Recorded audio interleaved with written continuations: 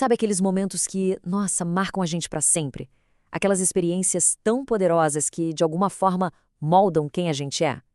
Pois é, mas e quando a lembrança de um evento incrível que aconteceu lá atrás acaba virando uma sombra que ofusca o nosso presente? A nossa análise de hoje vai mergulhar exatamente nisso, olhando pelo lado espiritual. A diferença, que é crucial, entre só ficar lembrando de um fogo que já se apagou e a responsabilidade de manter essa chama acesa hoje, agora. Olha só, tudo começa com uma pergunta. Uma pergunta bem simples, mas com um peso gigantesco, feita milhares de anos atrás. Depois de um milagre, o povo de Israel recebe uma instrução para criar um memorial. E a pergunta que ecoa até hoje é essa: que significam estas pedras? Isso vai muito além da história. É uma questão sobre o real propósito da memória e para onde ela deveria apontar. Então, para a gente entender a cena, o povo de Israel tinha acabado de atravessar o Rio Jordão de um jeito milagroso, a seco. E logo depois vem uma ordem um tanto curiosa: pegar 12 pedras do fundo do rio, que agora estava seco, para construir um memorial. A ideia não era só empilhar pedras, claro. Era para ser um marco físico de um evento espiritual que seria impossível de esquecer. E é aqui que a gente entende o ponto principal. Aquelas não eram pedras quaisquer.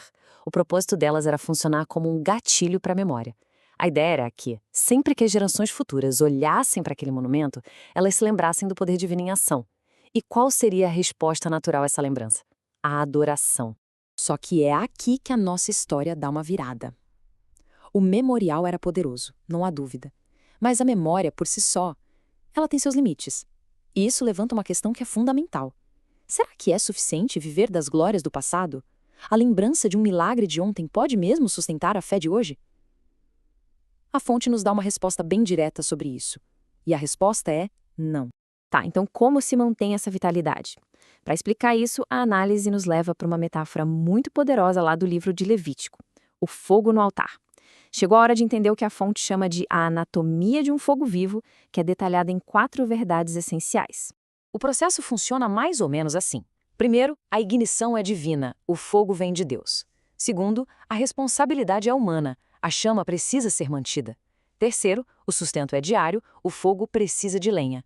E por incrível que pareça, até o que sobra, as cinzas, tem o seu valor.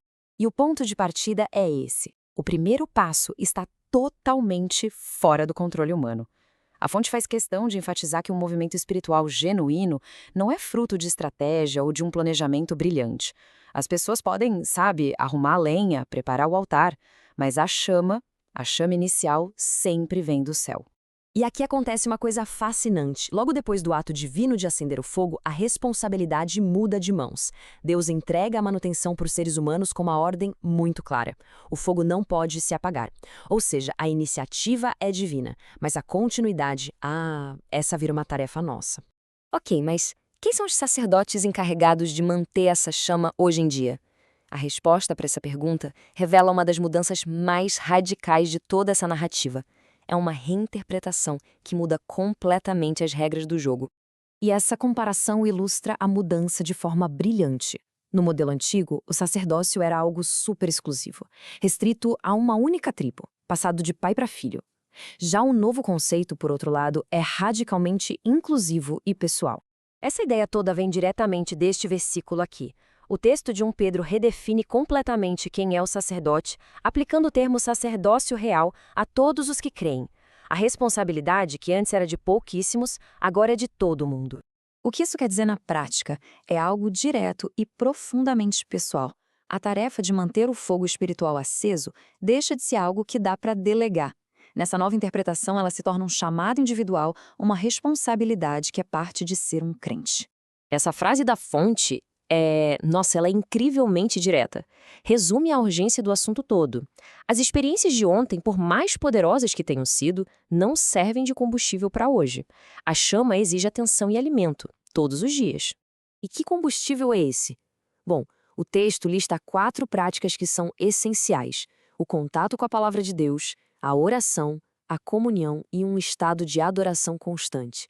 Esses são os elementos, a lenha espiritual, digamos assim, que precisam ser adicionados ao altar diariamente. Mas essa responsabilidade de cada um tem um impacto que vai muito além do presente. A questão cresce, sabe? O que uma chama pessoal, que é mantida acesa, significa para o futuro? Qual é o legado que uma geração deixa para a próxima? A fonte aponta para um padrão histórico que serve, no mínimo, como num grande alerta. A geração de Josué, aquela que viu o milagre, construiu o memorial. Mas, logo em seguida, o livro de Juízes descreve que veio uma nova geração que não conhecia o Senhor. A pergunta que fica no ar é inevitável: qual vai ser a marca da nossa geração? A conclusão aqui é bem forte. Histórias, por mais inspiradoras que sejam, não substituem a experiência. A maior herança espiritual que se pode deixar não é um arquivo de milagres passados, mas sim a demonstração de uma fé viva, presente, um fogo que a próxima geração possa ver e sentir por si mesma. Certo. Então, qual é o resultado de todo esse esforço? O que acontece na prática numa comunidade que de fato consegue manter essa chama acesa? Vamos ver agora os frutos que nascem dessa perseverança toda. O texto descreve 5 resultados principais. Primeiro, a comunidade fica mais sensível à direção divina. Segundo, ela se torna um ambiente onde vidas são transformadas de verdade. Terceiro, vira uma referência para outros. Quarto, desenvolve uma cultura onde a adoração é o centro de tudo. E, por fim, consegue preservar e cultivar o mover de Deus. E este é o ponto alto. O objetivo final é que a adoração transcenda aquele evento da semana. Ela deixa de ser algo que se faz para se tornar algo que se vive. Um estilo de vida que define a identidade de toda a comunidade. E agora a gente fecha o círculo. O texto reconhece sim o valor das cinzas. Elas são a prova de que algo aconteceu, um testemunho do sacrifício e da entrega do passado. Elas têm o seu lugar. Contudo, e essa é a distinção vital, as cinzas são a evidência de um fogo. Elas não são o fogo em si. São a lembrança, não a realidade viva. E assim, a análise nos deixa com uma escolha, uma pergunta final para reflexão. Pensando no legado que está sendo construído agora, o que vai ser deixado para trás? Será o fogo vivo e crepitante de uma fé ativa, ou serão apenas as cinzas frias de uma memória do que um dia já foi? A pergunta fica no ar.